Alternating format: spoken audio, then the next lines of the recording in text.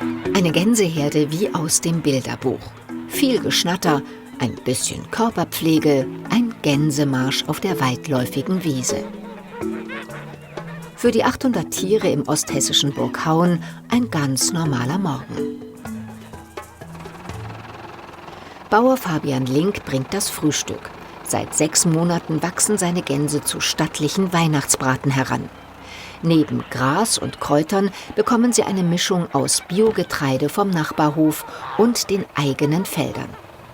Einen Teich haben sie nicht, aber jederzeit genug Wasser für die Körperpflege. Gute Bedingungen für ein tiergerechtes Gänseleben, solange es eben dauert.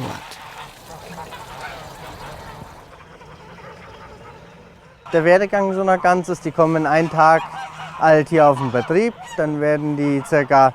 2 Wochen in einem Warmstall gehalten, kommen dann so sukzessive raus, bis sie ab der 6. Lebenswoche Tag und Nacht draußen bleiben, da sind sie zugefiedert. Und dann sind sie da, bis sie anfangen zu schlachten, das ist so kurz vor Martini. Und an Weihnachten ist keine mehr da, leider. Fabian Link führt einen der großen Biogänsehöfe in Deutschland. Seine Tiere haben viel Platz, bekommen ausgewogenes Futter, nur pflanzliche Medikamente und werden sogar vor Ort geschlachtet. Eine Haltung, die sich auszahlt, findet er. Der Vorteil einer Biogans ist einfach, dass das Fleisch viel fester ist. Das ist natürlicher gewachsen, hat eine längere Wachstumsphase und dadurch einfach zu unterscheiden von konventionellem, schnell herangezogenem Fleisch. Schnell herangezogen ist der Großteil aller Gänse, die wir bis Weihnachten tiefgefroren in den Supermärkten kaufen können. In nur 10 bis 16 Wochen werden sie intensiv fett gefüttert. Zum größten Teil kommen sie aus Polen und Ungarn. 2019 waren das etwa 2,4 Millionen Tiere, Preis ab 3,50 € pro Kilo. Nur rund 590.000 Gänse stammten aus Deutschland, fast ausschließlich aus bäuerlicher Freilandhaltung. Etwas mehr als 1% davon aus ausgewiesener Biohaltung. Ab 15 € pro Kilo kosten deutsche Weihnachtsgänse, also weit mehr als ihre osteuropäischen Artgenossen. Die Billigpreise der Importgänse sind zwar verlockend, aber oft mit viel Leid erkauft. Denn wo sie herkommen, ist Tierwohl Luxus. Damit die Gänsefarmer trotz billigster Fleischpreise auf ihre Kosten kommen, müssen sie die Tiere nutzen, so gut es geht. Vor allem in Ungarn reißt man lebenden Gänsen oft mehrmals die Federn aus für Decken und Daunenjacken. In der EU ist das zwar verboten, aber die Farmer nutzen eine Gesetzeslücke. Während der Mauser ist das Abstreifen der Federn nämlich gestattet. Ob sie wirklich locker sitzen, fragt bei der Akkordarbeit niemand. Panik, Verletzungen und Schmerz werden hingenommen.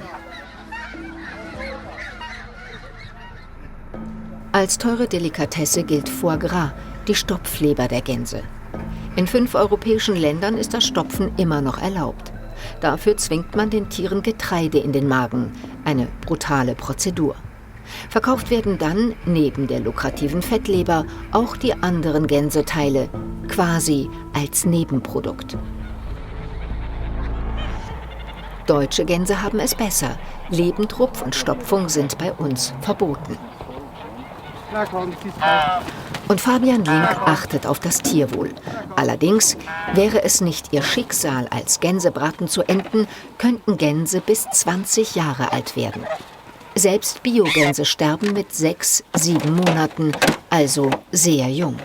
Auch wenn wir wissen, dass am Ende der Tod steht, aber in dieser Zwischenzeit zwischen Schlupf und Schlachtung soll es einfach so tiergerecht wie möglich sein. Und deswegen haben wir uns für diese Art der Haltung auch entschieden. In den Kisten sitzen die Gänse ganz ruhig. Schon in 2 Stunden werden sie tot sein. So ist das Leben. Wer Fleisch essen will, muss eben auch bewusst sein, was dahinter steht, wo das herkommt. Am Hof unten im Dorf bereiten Fabian Link und ein Kollege die Schlachtung vor.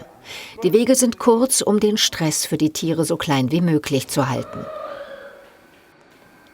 Die beiden Männer teilen sich die Aufgaben. Einer schlachtet die Gänse, der andere nimmt sie aus. Mit Strom werden die Tiere betäubt.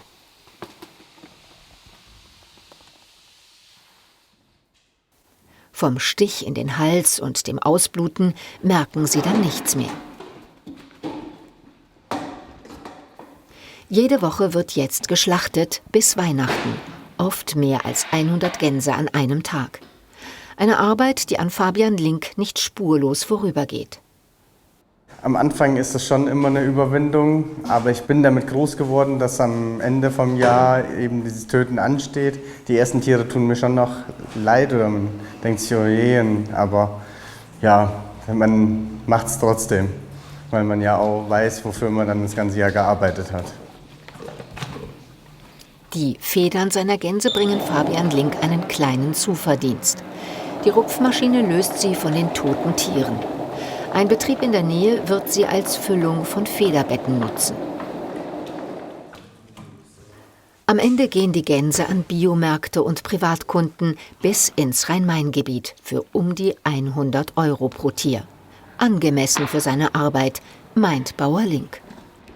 Und auch hier diese handwerkliche Schlachtung kostet enorm viel Geld und deswegen ist eigentlich der Preis eher zu niedrig als zu hoch. Tierwohl hat seinen Preis. Wer Gänsebraten liebt, muss entscheiden, ob er diesen Preis bezahlen will und damit eine artgerechte Haltung unterstützt.